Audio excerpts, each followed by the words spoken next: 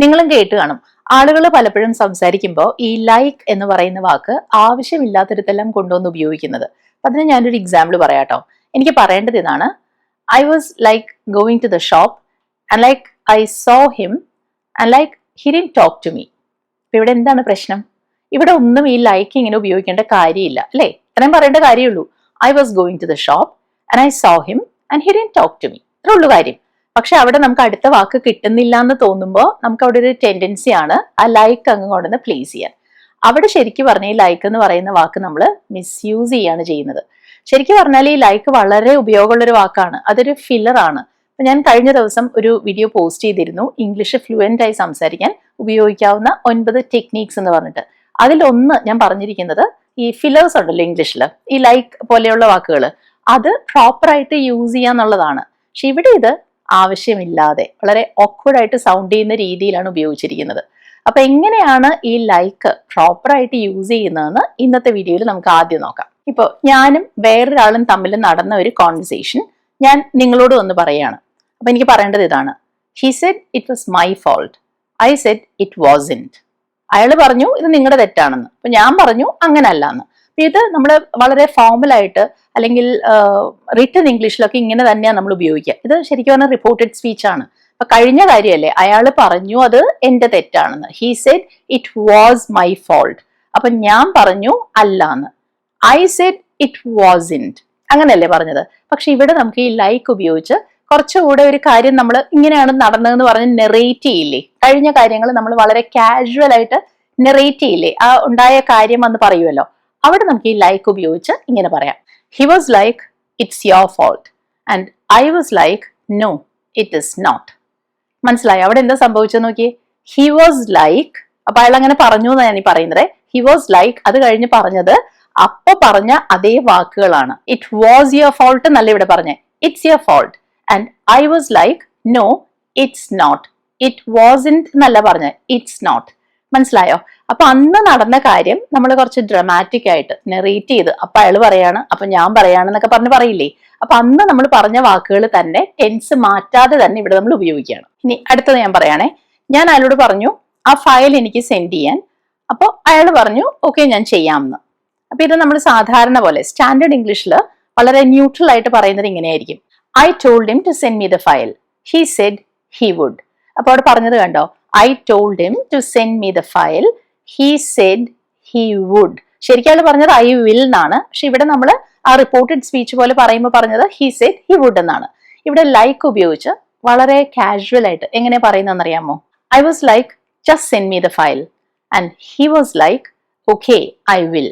അപ്പൊ അവിടെ I was like കഴിഞ്ഞിട്ട് ഞാൻ അന്ന് പറഞ്ഞ വാക്കുകൾ തന്നെയാണ് പറഞ്ഞത്. I was like just send me the file, ഇതാണ് ഞാനന്ന് പറഞ്ഞത്. അപ്പോൾ ഐ വാസ് ലൈക്ക് കഴിഞ്ഞിട്ട് പിന്നെ അത് ടെൻസ് മാറ്റുകയോ ആ വേർഡ്സ് അവിടെ ചേഞ്ച് ചെയ്യുകയോ ഒന്നും നമ്മൾ ചെയ്യുന്നില്ല. മനസ്സിലായോ? പക്ഷെ ഐ വാസ് ലൈക്ക് എന്ന് പറഞ്ഞു, കഴിഞ്ഞ കാര്യമാണല്ലോ, നേരത്തെ പറഞ്ഞല്ലേ. അവിടെ നമ്മൾ വാസ് പറഞ്ഞു. I was like just send me the file and he was like okay I will. Okay I will എന്നാണ് അന്നാൾ പറഞ്ഞത്. ആ വിൽ അവിടെ വുഡ് പോലും നമ്മൾ ആക്കിയിട്ടില്ല. ഇനി ഞാൻ എൻ്റെ ഒരു സ്റ്റുഡന്റിനോട് ഇങ്ങനെ പറഞ്ഞു എന്നിരിക്കട്ടെ, നിങ്ങൾ കൂടുതൽ പ്രാക്ടീസ് ചെയ്യണം. അപ്പൊ അവൾ എന്നോട് പറഞ്ഞു ഓക്കെ മാം എന്ന് പറഞ്ഞു. ഇത് വളരെ സാധാരണ പോലെ ന്യൂട്രൽ ഇംഗ്ലീഷിൽ കുറച്ച് ഫോർമൽ ആയിട്ട് ഞാൻ പറയുന്നത് എങ്ങനെയായിരിക്കും? I told her she needed to practise more and she said okay. ഇനി ഇത് ലൈക്ക് ചേർത്ത് എങ്ങനെ പറയും? I was like you need to practise more and she was like okay ma'am. മനസ്സിലായോ? ഏതാണ്ട് ആ പറഞ്ഞ അതേ വാക്കുകൾ ഇവിടെ ആ ലൈക്ക് കഴിഞ്ഞിട്ട് കൊണ്ടുവന്ന് പ്ലേസ് ചെയ്യാണ് നമ്മൾ. ഇനി ഞാൻ ഒരു കോണ്ടെക്സ്റ്റൂടെ പറയാം. അത് രണ്ട് തരത്തിലും, അതായത് വളരെ ന്യൂട്രൽ ആയിട്ടും കാഷ്വൽ ആയിട്ട് ലൈക്ക് ചേർത്തും നിങ്ങൾ തന്നെ ഒന്ന് പറഞ്ഞു നോക്കണേ. സിറ്റുവേഷൻ ഇതാണ്: അപ്പൊ നിങ്ങൾ ഒരു റൂമിലേക്ക് കയറി ചെല്ലുമ്പോൾ അവിടെ വളരെ ഉറക്കെ എന്തൊക്കെയോ സംസാരം നടക്കുകയാണ്. അപ്പൊ നിങ്ങൾ അവരോട് ചോദിച്ചു ഇവിടെ എന്താ സംഭവിക്കുന്നതെന്ന്. അപ്പൊ അവർ പറഞ്ഞു ഞങ്ങൾക്കൊരു ഐഡിയ ഇല്ല എന്ന്. എല്ലാവരും പറഞ്ഞു ഞങ്ങൾക്കൊരു ഐഡിയ ഇല്ല എന്ന്. ഇതാണ് പറയേണ്ടത്. അപ്പൊ ആദ്യം നമ്മൾ എങ്ങനെ സാധാരണ രീതിയിൽ പറയാ? I asked what was going on, everyone said they had no idea. ഇനി ഇത് ലൈക്ക് ചേർത്ത് കാഷ്വൽ ആയിട്ടൊന്ന് പറഞ്ഞു നോക്കിയേ. I was like what's going on here. അപ്പൊ ഇങ്ങനെ ആയിരിക്കും ഞാൻ ചിലപ്പോൾ അന്ന് പറഞ്ഞത്, വാട്ട്സ് ഗോയിങ് ഓൺ ഹിയർ എന്ന്. അത് തന്നെ പറയുകയാണെ. I was like what's going on here and everyone was like we have no idea. അന്ന് അവർ പറഞ്ഞ സെന്റൻസ് ആണ് വി ഹാവ് നോ ഐഡിയ, അതാ പറഞ്ഞത്. Everyone was like we have no idea. അപ്പൊ മനസ്സിലായോ എങ്ങനെയാണ് നമ്മൾ ലൈക്ക് ഇങ്ങനെയുള്ള കാര്യങ്ങൾ പറയാൻ സാധാരണ കോൺവെർസേഷൻസിൽ ഡെയിലി യൂസിന് ഉപയോഗിക്കുന്നതെന്ന്? അപ്പൊ ഇവിടെ നിങ്ങളൊരു സെന്റൻസ് കണ്ടോ, വി ഹാവ് നോ ഐഡിയ എന്ന് കണ്ടില്ലേ? ഇത് ഈ ഒരു രീതിയിൽ മാത്രമേ നമുക്ക് പറയാൻ പറ്റുള്ളൂ, അല്ലാന്ന് നിങ്ങൾക്ക് അറിയാം. ഇവിടെ വി ഹാവ് നോ ഐഡിയ എന്നുള്ളതിന് പകരം വേണമെങ്കിൽ we don't have any idea എന്നും പറയാം, അല്ലെ? അപ്പൊ എന്തെങ്കിലും വ്യത്യാസം ഉണ്ടോ രണ്ടും തമ്മിൽ? നമ്മൾ ആദ്യം പറഞ്ഞില്ലേ വി ഹാവ് നോ ഐഡിയ എന്ന്, അത് കുറച്ചുകൂടെ കൺസൈസ് ആണ്, കുറച്ചുകൂടെ സ്ട്രോങ്ങർ ആണ്. തീർത്ത് പറയല്ലേ, ഒരു ഐഡിയ ഇല്ല, വി ഹാവ് നോ ഐഡിയ. മറ്റത് കുറച്ചുകൂടെ ന്യൂട്രൽ ആയിട്ടുള്ളൊരു വേർഷൻ ആണ് കേട്ടോ, we don't have any idea എന്ന് പറയുമ്പോൾ. അപ്പൊ ഡോണ്ട് വന്നിടത്താണ് നമ്മൾ എനി കൂടെ യൂസ് ചെയ്തത്, we don't have any idea.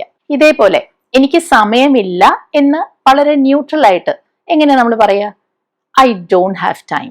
ഇത് കുറച്ചുകൂടെ സ്ട്രോങ്ങർ ആയിട്ട് തീർത്തങ്ങ് പറയണമെങ്കിൽ ഐ ഹാവ് നോ ടൈം എന്ന് പറയും. മനസ്സിലായല്ലോ?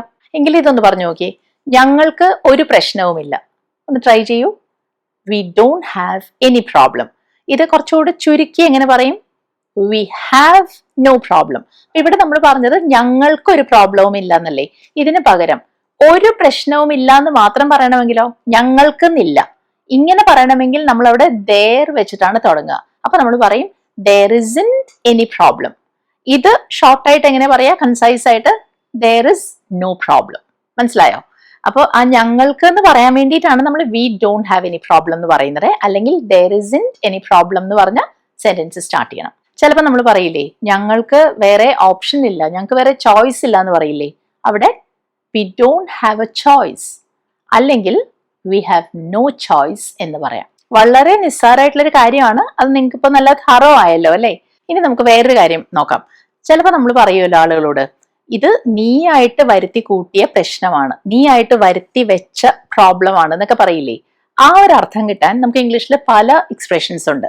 അതിലൊന്ന് you brought this upon yourself എന്നാണ്. അപ്പോൾ to bring it upon yourself എന്ന് വെച്ചാൽ നീയായിട്ട് തന്നെ നിനക്ക് തന്നെ ഒരു പ്രശ്നം വരുത്തി വെക്കുക എന്നുള്ളതാണ്. അപ്പൊ ഉപയോഗിക്കുന്നത് U brought this upon your self. അപ്പൊ ബ്രിങ്ങിന്റെ പാസ്റ്റൻസ് ആണ് ബ്രോട്ട്, അതാണ് ഇവിടെ ഉപയോഗിച്ചത്. U brought this upon your self. ഇതേ അർത്ഥം വരുന്ന വേറൊരു എക്സ്പ്രഷൻ ആണ് യു ആസ്ക്ഡ് ഫോർ ഇറ്റ്. നീയായിട്ട് വരുത്തി വെച്ചതാണ്. അത് നീ സ്വയം കൃതാനാർത്ഥം എന്നൊക്കെ പറയുന്നത് പോലെ യു ആസ്ക്ഡ് ഫോർ ഇറ്റ്. അപ്പൊ ഇനി ഇങ്ങനെ കംപ്ലെയിൻ ചെയ്തിട്ട് കാര്യമില്ല, പരാതിപ്പെട്ട് നടന്നിട്ട് കാര്യമില്ല, നീയായിട്ട് വരുത്തി വെച്ചതാണെന്ന് പറയണമെങ്കിൽ don't complain now, U asked for it എന്ന് പറയാം. ഇതേപോലെയുള്ള സന്ദർഭങ്ങളിൽ നമ്മൾ പറയില്ലേ നീയായിട്ട് വരുത്തി വെച്ചതാണ്, നീ തന്നെ അനുഭവിച്ചു എന്നൊക്കെ പറയില്ലേ. അവിടെ ഉപയോഗിക്കാവുന്ന ഒരു എക്സ്പ്രഷൻ ആണ് you made your bed now lie in it എന്ന്. അതായത് നീ വരുത്തി കൂട്ടി, ഇനി നീ തന്നെ അനുഭവിച്ചു എന്ന്. അപ്പോൾ പല ജോബ് ഓഫേഴ്സ് വന്നിട്ട് അതിലേതെങ്കിലും ഒരു ഓഫർ ഒരാൾ അക്സെപ്റ്റ് ചെയ്തു എന്നിരിക്കട്ടെ, എന്നിട്ട് പിന്നെ ആ ജോലിയെ കുറിച്ച് ഭയങ്കരമായിട്ട് കംപ്ലെയിൻ ചെയ്ത ആളുകൾ നടക്കുന്ന കാണുമ്പോൾ നമ്മൾ എന്ത് പറയും, നീയായിട്ട് ചൂസ് ചെയ്തതാണ്, ഇനി നീ തന്നെ അനുഭവിച്ചോ എന്ന് പറയില്ലേ. അപ്പൊ അവിടെ നമുക്ക് പറയാവുന്നത് you chose this job, you made your bed now lie in it എന്നാണ്. അപ്പോൾ ഇത് നമുക്ക് അങ്ങനെ പഠിച്ചു വെക്കാവുന്ന കുറച്ച് എക്സ്പ്രഷൻസ് ആണ്, കുറച്ച് ഫ്രേസസ് ആണ്. അത് ഓർത്ത് വെച്ചാൽ ഇങ്ങനെയുള്ള കോണ്ടെക്സ്റ്റിൽ നമുക്കത് ഈസി ആയിട്ട് പറയാൻ പറ്റും. അന്നേരം അത് ആലോചിച്ച് സെന്റൻസ് കൺസ്ട്രക്ട് ചെയ്തൊന്നും പറയണ്ട, ഇതങ്ങ് ഓർത്ത് വെക്കണം എന്നുള്ളതേ ഉള്ളൂ. പക്ഷെ അത് കിട്ടണമെങ്കിൽ പ്രാക്ടീസ് ചെയ്യണം. അപ്പൊ ഇത് ഇപ്പൊ ഇപ്പൊ 3 എക്സ്പ്രഷൻസ് ഞാനോട് പറഞ്ഞല്ലോ, യു ആസ്ക്ഡ് ഫോർ ഇറ്റ്, അല്ലെങ്കിൽ you made your bed now lie in it എന്നൊക്കെ കണ്ടില്ലേ. അപ്പൊ ഇവിടെ നിങ്ങൾ എന്താ ചെയ്യേണ്ടതെന്ന് അറിയാമോ, ഇതിനെ പറ്റിയ കോണ്ടെക്സ്റ്റ് മനസ്സിൽ ആലോചിച്ചിട്ട് നിങ്ങൾ തന്നെ ഇത് പലതരത്തിൽ പറഞ്ഞു നോക്കൂ. അപ്പൊ ഇത് ഏതെങ്കിലും ഒന്ന് ആവശ്യമുള്ള സമയത്ത് നിങ്ങൾക്ക് ഓർമ്മ വരും. ഇനി ഡെയിലി ലൈഫിൽ നമുക്ക് ആവശ്യം വരുന്ന വേറൊരു എക്സ്പ്രഷനാണ് നമ്മൾ നോക്കുന്നത്.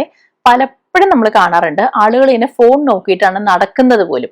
അങ്ങനെ നടന്ന് എവിടെയാണ് ചെന്ന് ഇരിക്കാൻ പോകുന്നതെന്ന് തന്നെ നമ്മൾ ചിലപ്പോൾ അത്ഭുതപ്പെടും. അപ്പൊ നമ്മൾ പറയില്ലേ നോക്കി നടക്കുന്നത്, എവിടേക്കാ പോണേന്ന് നോക്കുക നമ്മൾ പറയില്ലേ. അവിടെ ഉപയോഗിക്കാവുന്ന ഒരു എക്സ്പ്രഷൻ ഞാൻ പറയാം, watch way you are going എന്ന് പറയും. ഇത് എങ്ങോട്ടാ പോകുന്നേ എന്ന് നോക്കാൻ, നേരെ നോക്കി നടക്കുന്ന അർത്ഥത്തിലാണേ watch way you are going. അല്ലെങ്കിൽ look way you are going എന്ന് പറയാം, mind way you are going എന്ന് പറയാം. അതായത് ശ്രദ്ധിക്കുന്നത്, എങ്ങോട്ടാ പോകുന്നതെന്ന് ശ്രദ്ധിച്ച് നടക്കാൻ. അപ്പൊ ഒന്നില്ലെങ്കിൽ വാച്ച് വെച്ച് പറയാം, അല്ലെങ്കിൽ ലുക്ക്, അല്ലെങ്കിൽ മൈൻഡ്. എല്ലാം സെയിം അർത്ഥമാണ്. അപ്പൊ ഇവിടെ mind way you are going എന്ന് വെച്ചാൽ ഉദ്ദേശിക്കുന്നത് എന്താണ്, be careful way you are going എന്നാണ്. അങ്ങനെയും പറയാം. അപ്പൊ ശ്രദ്ധിക്കുക എന്നുള്ള അർത്ഥത്തിലാണ് മൈൻഡ് എന്ന് പറയുന്നത്. അപ്പൊ ഇവിടെ നിങ്ങൾ ഓർത്തേക്കാം, ഇങ്ങനെ ചിലപ്പോൾ നമ്മൾ പറയുമല്ലോ മൈൻഡ് യുവർ സ്റ്റെപ്പ് എന്ന് പറയില്ലേ, അല്ലെങ്കിൽ വാച്ച് യുവർ സ്റ്റെപ്പ് എന്ന് പറയില്ലേ. അവിടെ ഇതേ അർത്ഥം ഇതേ കോണ്ടെക്സ്റ്റിൽ ഉപയോഗിക്കാവുന്നതല്ല ആ ഫ്രേസ്. അത് എപ്പോഴാ പറയുന്നതെന്ന് അറിയാമോ, ഇപ്പൊ നമ്മൾ നടക്കുമ്പോൾ കാല് എവിടെയാ വെക്കുന്നതെന്ന്, മുന്നിൽ എന്താണ്, അവിടെ ഒരു സ്റ്റെയർ ഉണ്ട് അല്ലെങ്കിൽ അവിടെ ഒരു സ്റ്റെപ്പ് ഉണ്ട്, ശ്രദ്ധിക്കൂ, അങ്ങനെ പറയില്ലേ? താഴേക്ക് നോക്കൂ, ആ അർത്ഥത്തിലാണ് മൈൻഡ് യുവർ സ്റ്റെപ്പ് അല്ലെങ്കിൽ വാച്ച് യുവർ സ്റ്റെപ്പ് എന്ന് പറയുന്നത്. പക്ഷെ നേരെ നോക്കുക, നോക്കി നടക്കുക എന്നുള്ള അർത്ഥത്തിലാണെങ്കിൽ അവിടെ വാച്ച് അല്ലെങ്കിൽ mind way you are going എന്നാണ് പറയുക. മൈൻഡ് യുവർ സ്റ്റെപ്പ് എന്നല്ല, mind way you are going എന്നാണ് പറയുക. അപ്പൊ നിങ്ങൾ ശ്രദ്ധിച്ചു കാണും, നമ്മൾ ഈ ലെസണിൽ ഇതുവരെ കണ്ടതെല്ലാം നമ്മൾ ഇംഗ്ലീഷ് സംസാരിക്കുമ്പോൾ അത് വളരെ നാച്ചുറൽ ആയിട്ട് സൗണ്ട് ചെയ്യാൻ ഹെൽപ്പ് ചെയ്യുന്ന കുറെ ഫ്രേസസ് ആണ്. അതുപോലെ ഒരെണ്ണമാണ് ഞാൻ ഇനിയും പറയുന്നത്. ഇപ്പൊ എനിക്ക് ഇങ്ങനെ പറയണമെന്നിരിക്കട്ടെ, ഇപ്പൊ ഒരു റെഡ് ഡ്രസ്സും ഉണ്ട്, ഒരു ബ്ലൂ ഡ്രസ്സും ഉണ്ട്. ഇതിലേതെങ്കിലും ഒന്ന് എനിക്ക് സിലക്ട് ചെയ്യണം. അപ്പൊ ഞാൻ ബ്ലൂ ഡ്രസ്സ് സിലക്ട് ചെയ്യാം എന്ന് വിചാരിച്ചു എന്നിരിക്കട്ടെ. അതാണ് ഞാൻ ചൂസ് ചെയ്യാൻ പോകുന്നത്. അപ്പൊ എനിക്കിത് വേണമെങ്കിൽ ഇങ്ങനെ പറയാം, I will choose the blue dress അല്ലെങ്കിൽ I will select the blue dress എന്ന് പറയാം. അതിന് പകരം നമുക്ക് വളരെ നാച്ചുറൽ ആയിട്ട് അത് സൗണ്ട് ചെയ്യാൻ ഉപയോഗിക്കാവുന്ന ഫ്രേസ് ആണ് ഗോ ഫോർ. ഇവിടെ എന്ത് പറയുന്നറിയാമോ? I will go for the blue dress.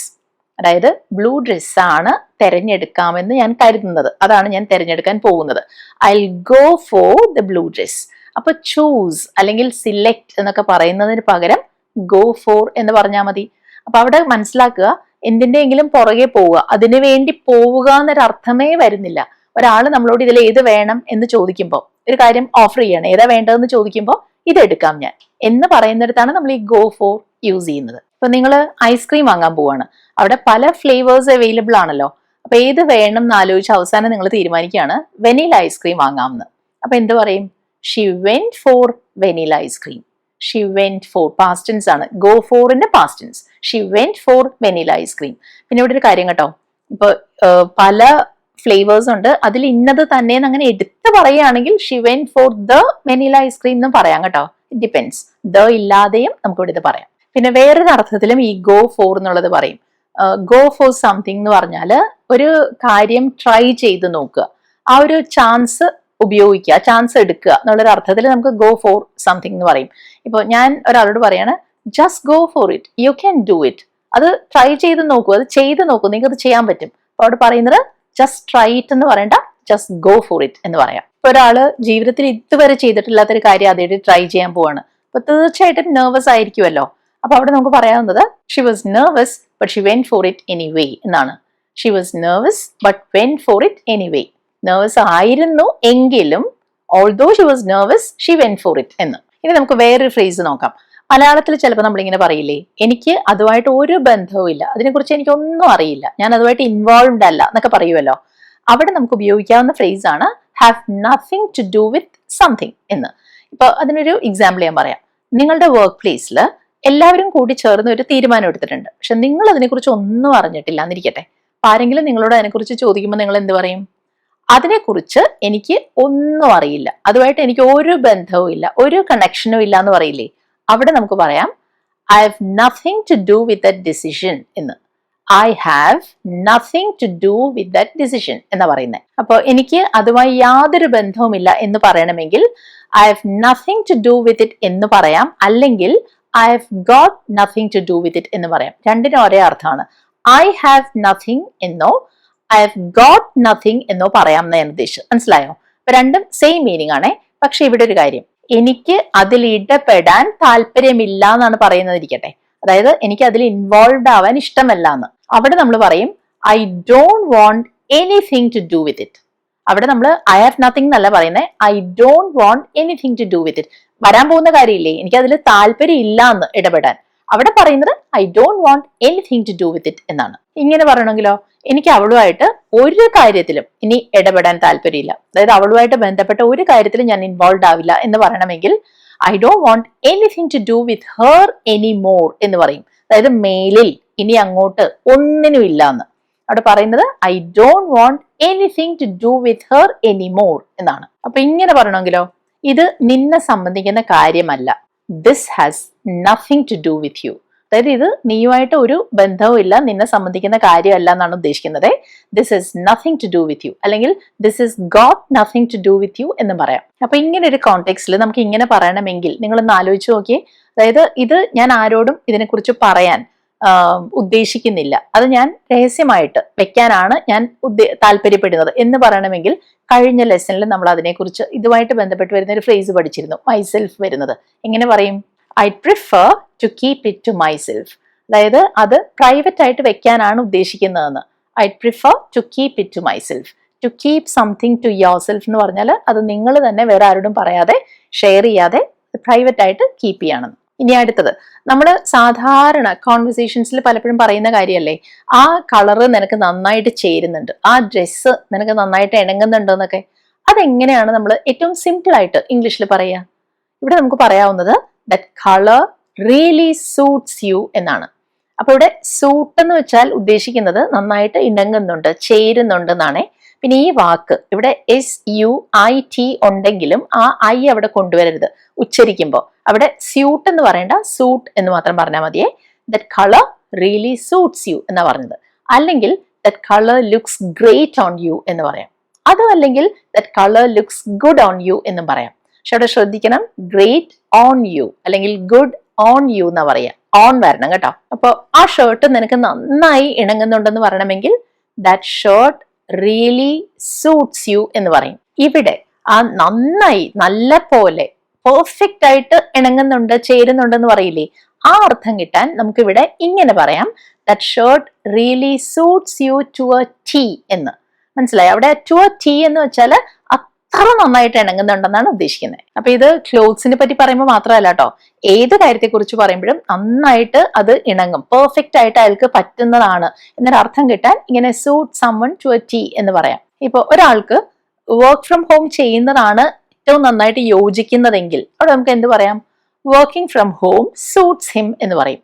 അപ്പൊ ഇവിടെ വർക്കിംഗ് ഫ്രം ഹോം എന്ന് പറയുന്നത് ഒരു നൗൺ ആയിട്ടാണ് ഉപയോഗിക്കുന്നത്. അത് ശരിക്കും പറഞ്ഞാൽ വർക്കിംഗ് എന്ന് പറയുന്നത് നമ്മൾ പറയും ജെറണ്ട് ആണെന്ന്. നൗൺ ആയിട്ട് വരുന്ന ഒരു വേർബ്. വർക്കിംഗ് ഉണ്ട്, പക്ഷെ അതൊരു നൗൺ ഫോം ആയിട്ടാണ് വരുന്നത്. അപ്പൊ working from home suits him എന്ന് പറഞ്ഞു. ഇവിടെ നമുക്ക് പറയാം working from home suits him to a T എന്ന്. അത്ര നന്നായിട്ട് അയാളുടെ ആ ഒരു ലൈഫ് സ്റ്റൈൽ, അയാളുടെ പ്രശ്നങ്ങൾക്ക്, ആവശ്യങ്ങൾക്ക് നന്നായിട്ട് യോജിക്കുന്ന ഒരു കാര്യമാണെന്ന്. Working from home suits him to a T. പിന്നെ ചിലപ്പോൾ ആളുകൾ ഇങ്ങനെ പറയില്ലേ, ഞാൻ എപ്പോഴും ആളുകളുടെ പേര് മറന്നു പോവും, സ്ഥിരമായിട്ട് മറന്നു പോവും. അവിടെ നമുക്ക് പറയാവുന്നത് ഐ കീപ് ഫൊർഗെറ്റിംഗ് പീപ്പിൾസ് നെയിംസ് എന്നാണ്. ഐ കീപ് ഫൊർഗെറ്റിംഗ്, ഐ ഓൾവേസ് ഫൊർഗെറ്റിന് പകരം ഐ കീപ് ഫൊർഗെറ്റിംഗ്, സ്ഥിരമായിട്ട് ഇങ്ങനെ ചെയ്യുന്നതാണ് ഉദ്ദേശിക്കുന്നത്. ഇങ്ങനെ പറയുമ്പോൾ നിങ്ങൾക്കും അതേ പ്രശ്നമുണ്ടെങ്കിൽ നിങ്ങൾ എന്ത് പറയും? ഏറ്റവും സിമ്പിൾ ആയിട്ട് ഇവിടെ ഇംഗ്ലീഷിൽ പറയാവുന്നത് സെയിം ഹിയർ എന്നാണ്. എന്റെ അവസ്ഥയും അത് തന്നെയാണെന്ന് പറയാം. അല്ലെങ്കിൽ അവിടെ നമുക്ക് വേറൊരു ഫ്രേസ് ഉപയോഗിക്കാം, U are in good company. അതായത് എന്റെ അവസ്ഥയും അത് തന്നെയാണ്, നല്ല ആളുടെ അടുത്താണ് നിങ്ങൾ എത്തിപ്പെട്ടേക്കുന്നതെന്ന് പറയില്ലേ, അതുപോലെ U are in good company. അപ്പൊ ഇവിടെ നമുക്ക് അത് കുറച്ചുകൂടെ ഒന്ന് നീട്ടി പറയാം. U are in good company, I do that all the time. ഞാനും എപ്പോഴും ഇത് തന്നെ ചെയ്യാറുണ്ട്, എപ്പോഴും എനിക്കും ഇങ്ങനെ മറന്നു പോകാറുണ്ടെന്ന്. അപ്പൊ ഞാൻ നേരത്തെ പറഞ്ഞല്ലോ, ഇവിടെ വേണമെങ്കിൽ നമുക്ക് സെയിം ഹിയർ അല്ലെങ്കിൽ യു ആർ നോട്ട് എലോൺ എന്ന് പറഞ്ഞാൽ മതി.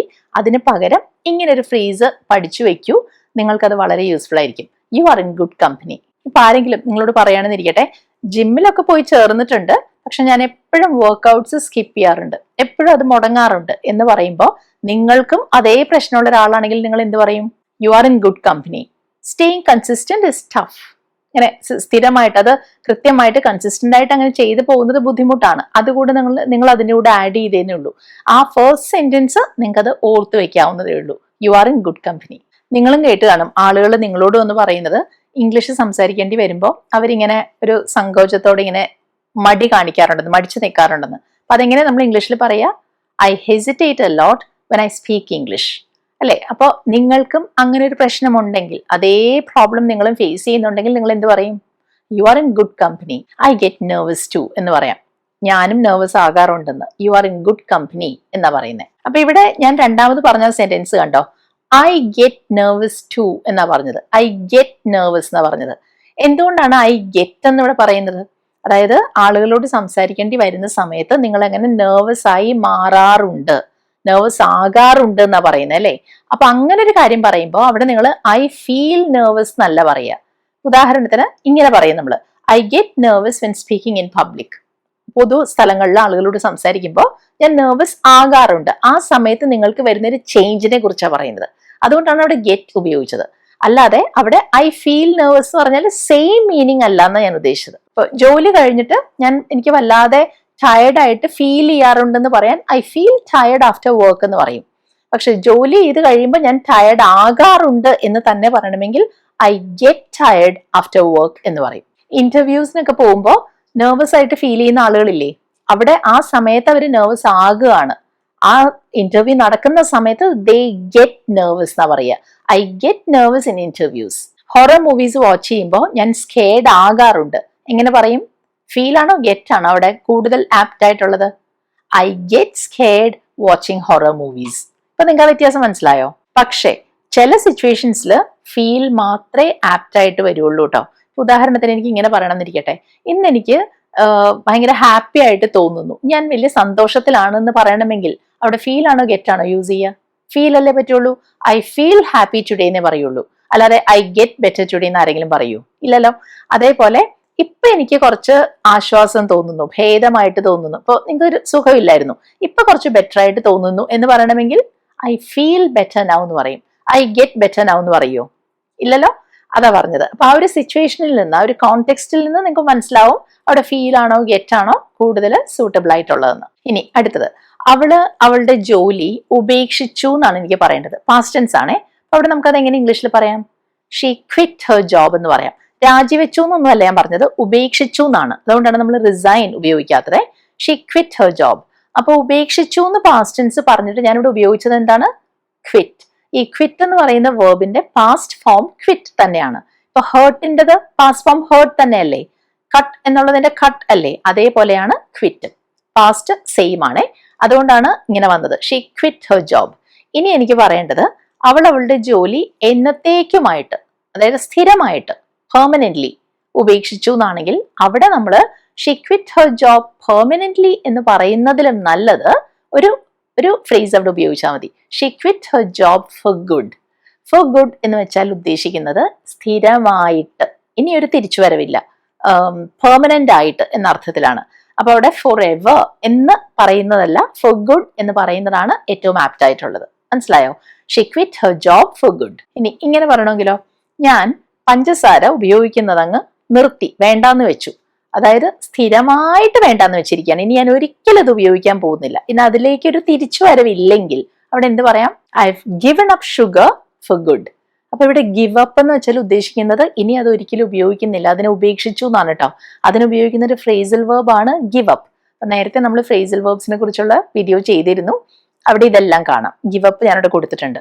ഇവിടെ പറഞ്ഞത് I have given up sugar four good. വേറൊരു കോണ്ടെക്സ്റ്റ് പറയാം.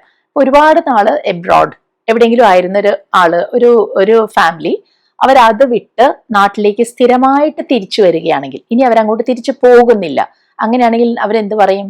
V came back to our country for good, അല്ലെങ്കിൽ we return to our country for good. തിരിച്ചു വന്നത് ഇനി അങ്ങോട്ട് തിരിച്ചു പോകാത്ത രീതിയിലാണ്, പെർമനന്റ് ആയിട്ടാണ്. അപ്പൊ അവിടെയാണ് നമ്മൾ ഈ ഫോർ ഗുഡ് യൂസ് ചെയ്യുന്നത്. ഇനി ഇന്നത്തെ ലെസണിലെ അവസാനത്തെ എക്സ്പ്രഷനാണ് നമ്മൾ കാണാൻ പോകുന്നത്. ഒറ്റ നോട്ടത്തിൽ ഇത് കുറച്ച് ബുദ്ധിമുട്ടാണോ എന്നൊക്കെ തോന്നും, പക്ഷെ അത് തോന്നൽ മാത്രമാണ്. ശ്രദ്ധിച്ചിരിക്കുകയാണെങ്കിൽ നിങ്ങൾക്ക് അത് പെട്ടെന്ന് മനസ്സിലാക്കാൻ പറ്റും. മലയാളത്തിൽ ചിലപ്പോൾ നമ്മളിങ്ങനെ പറയുമല്ലോ, നീ ഇല്ലായിരുന്നെങ്കിൽ ഞാനിത് ചെയ്യില്ല, അല്ലെങ്കിൽ നീ ഇല്ലായിരുന്നെങ്കിൽ ഞാനിത് ചെയ്യില്ലായിരുന്നു എന്നൊക്കെ പറയില്ലേ. അപ്പൊ ഇത് എങ്ങനെയാണ് ഏറ്റവും എളുപ്പത്തിൽ പറയാൻ പറ്റുക എന്നാണ് നമ്മൾ നോക്കുന്നത്. പക്ഷെ അതിനു മുൻപ് നമ്മൾ ആദ്യം ഫോർമലായിട്ട് അത് പറയുന്ന രീതി മനസ്സിലാക്കേണ്ടി വരും. ആദ്യം ഞാൻ അതാ പറയുന്നത്. അപ്പൊ സെന്റൻസ് ഇതാണ്, നീ ഇല്ലായിരുന്നെങ്കിൽ ഞാനിത് ചെയ്യില്ല. അപ്പൊ അവിടെ നമുക്ക് പറയാവുന്നത്, if it weren't for you I wouldn't do this എന്നാണ്. ഇപ്പൊ സെന്റൻസിൽ നിങ്ങൾ കണ്ടല്ലോ, ഐ വുഡിന്റ് ഡു ദിസ് എന്ന് പറഞ്ഞിട്ടുണ്ട്. ഇത് കാണുമ്പോൾ നിങ്ങൾ വിചാരിക്കരുത് കഴിഞ്ഞു പോയ കാര്യത്തെക്കുറിച്ചാണ് പറയുന്നതെന്ന്. അല്ല, നിങ്ങൾ ഈ കാര്യം ഇപ്പൊ ചെയ്തുകൊണ്ടിരിക്കുകയാണ്. ചെയ്യുന്നതിനിടയ്ക്ക് നിങ്ങൾ അടുത്ത് നിൽക്കുന്ന നിങ്ങളുടെ ഫ്രണ്ടിനോട് ഇത് പറയുന്നതായിരിക്കും, നീ ഇല്ലായിരുന്നെങ്കിൽ ഞാനിത് ചെയ്യില്ല എന്ന്. അപ്പോൾ പ്രസന്റിലെ കാര്യമാണ് പറയുന്നതെങ്കിലും നമ്മൾ ഉപയോഗിക്കുന്നത് വുഡിന്റ് എന്നുള്ളതാണ്. മനസ്സിലായോ? പക്ഷെ ഇവിടെ ഞാൻ പറയുന്നത് ഇത് വളരെ കാഷ്വൽ ആയിട്ട്, ഈ വലിയ ഗ്രാമറിന്റെ ബുദ്ധിമുട്ടൊന്നും ഇല്ലാതെ നമുക്ക് ഇങ്ങനെ പറയാം, if not for you I wouldn't do this. അപ്പൊ എന്താ സംഭവിച്ചത്? അവിടെ ആദ്യത്തെ സെന്റൻസിൽ if it weren't for you എന്നൊക്കെ കണ്ടില്ലേ, അതിന് പകരമാണ് നമ്മൾ ഉപയോഗിച്ചത് if not for you I wouldn't do this. അപ്പൊ അതാ ഞാൻ പറഞ്ഞത്, ആദ്യം ആ പ്രോപ്പർ ആയിട്ട് പറയുന്നത് എങ്ങനെയാണെന്ന് മനസ്സിലാക്കിയാലേ എന്ത് ചേഞ്ച് കൊണ്ടുവന്നാണ് അത് സിമ്പിൾ ആക്കുന്നതെന്ന് നിങ്ങൾക്ക് പഠിച്ചെടുക്കാൻ പറ്റുള്ളൂ. അപ്പൊ ഇനി നിങ്ങൾ ഈ സിമ്പിൾ ആയിട്ടുള്ള രീതി ഉപയോഗിച്ചോളൂ. പരീക്ഷയ്ക്ക് എന്തെങ്കിലും പറയേണ്ടി വരുമ്പോൾ ആദ്യത്തെ രീതി തന്നെ ചിലപ്പോൾ നിങ്ങൾക്ക് ഉപയോഗിക്കേണ്ടി വന്നേക്കാം. മനസ്സിലായില്ലേ? പക്ഷെ സാധാരണ എവറി ഡേ കോൺവെർസേഷൻസിൽ നിങ്ങൾക്ക് രണ്ടാമത്തത് പറയാം, if not for you I wouldn't do this. അപ്പൊ ഇതെങ്ങനെ പറയും?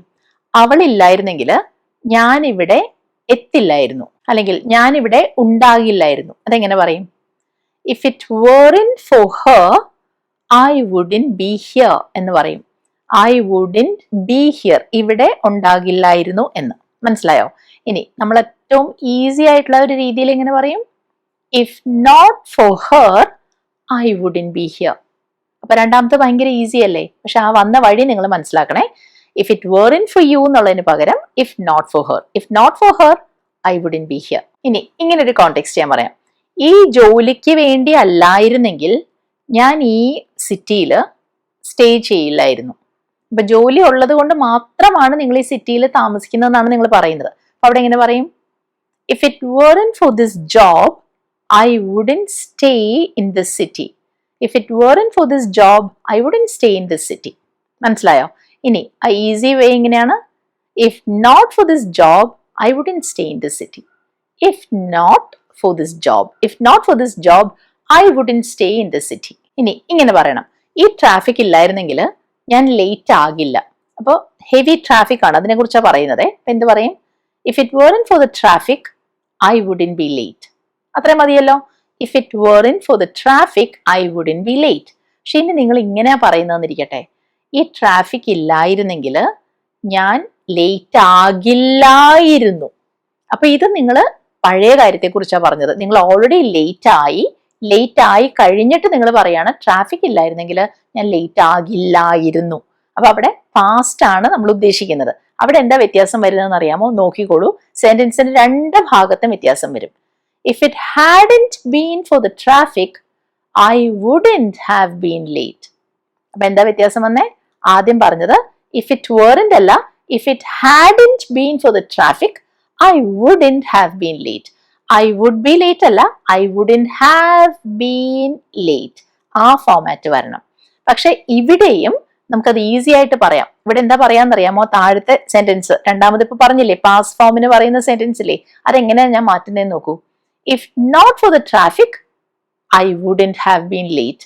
അപ്പൊ അത് ഈസി അല്ലേ? ആ സെക്കൻഡ് പാർട്ട് അങ്ങനെ തന്നെ പറയണം, wouldn't have been late പറയണം. പക്ഷെ അതിന് മുമ്പത്തത് നമ്മൾ നോട്ട് ഫോർ ഉപയോഗിച്ചാൽ മതി. If not for the traffic, I wouldn't have been late. അപ്പൊ നമ്മൾ ആദ്യം കണ്ടൊരു സെന്റൻസ് ഇല്ലേ, നീ ഇല്ലായിരുന്നെങ്കിൽ ഞാനിത് ചെയ്യില്ല. അതെങ്ങനെയാ പറഞ്ഞേ? If it weren't for you, I wouldn't do this എന്ന് പറഞ്ഞു അല്ലേ? ഇനി നീ ഇല്ലായിരുന്നെങ്കിൽ ഞാനിത് ചെയ്യില്ലായിരുന്നു എന്ന് പറയണമെങ്കിൽ if it hadn't been for you, I wouldn't have done this എന്ന് പറയും. എങ്ങനെയാണ്? If it hadn't been for you, I wouldn't have done this. പക്ഷെ ഈ രണ്ടാമത് പറഞ്ഞത് നമുക്ക് എങ്ങനെ ചേഞ്ച് ചെയ്യാം, ഈസി ആക്കാം.